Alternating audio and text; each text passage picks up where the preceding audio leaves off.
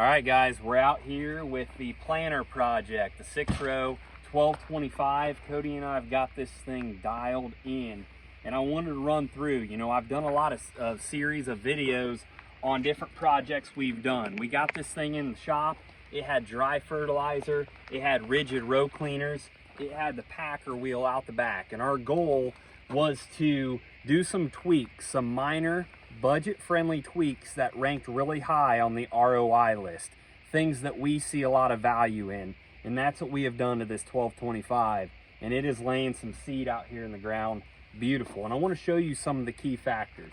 Of course, we converted it over to liquid, so we added the brackets, we added the tanks, the red balls, the Benco fertilizer system. Up here you can see the liquid red balls, you can see the gauge, we've got our electric pump, and in the cab we've got our Benco controller. We talk a lot about that. So we're not going to spend too much time on fertilizer on this video. Let's focus on the row unit mainly itself.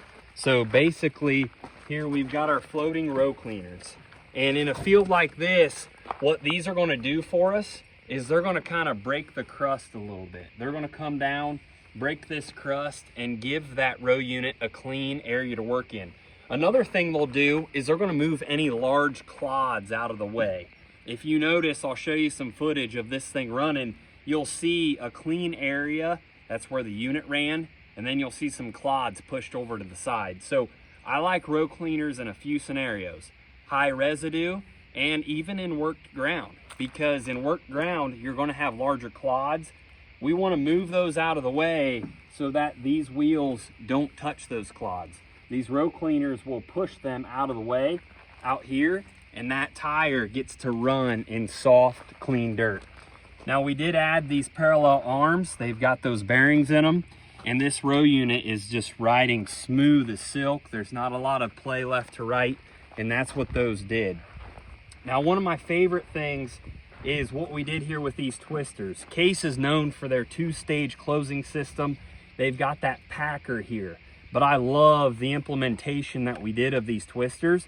We put the cast ring twisters. They're sitting on that poly chassis. We use that combination because I love the durability of these, and I love also that they're not too heavy. But I really like, if you own a Case planter, I think you really need to look at this conversion kit, because I love how these cupped wheels bring some dirt in here to the center, and then those twisters sit right down onto that dirt.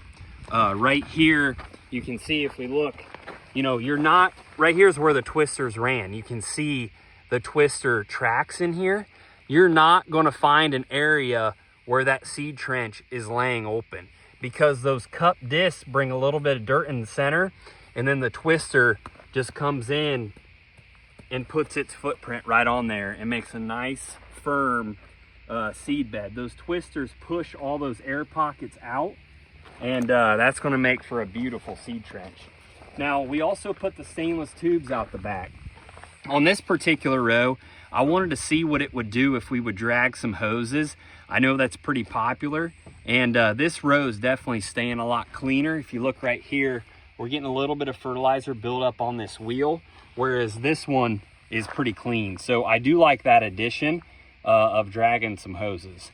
But I'm excited to get this thing to use. Keep in mind, this planter is for sale. Our end goal is to get a planter into the shop, add some fertility to it, and then create an opportunity for one of our viewers to be able to purchase this planter and use it on their own farm.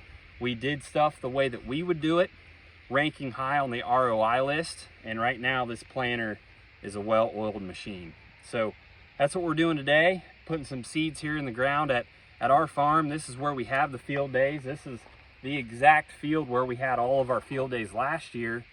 The field days will now move across the drive. But putting in corn here, it's June 1st, a little bit late, but we're gonna watch this field as it grows, as it progresses, and see how this 1225 early riser did. So thanks for tuning in.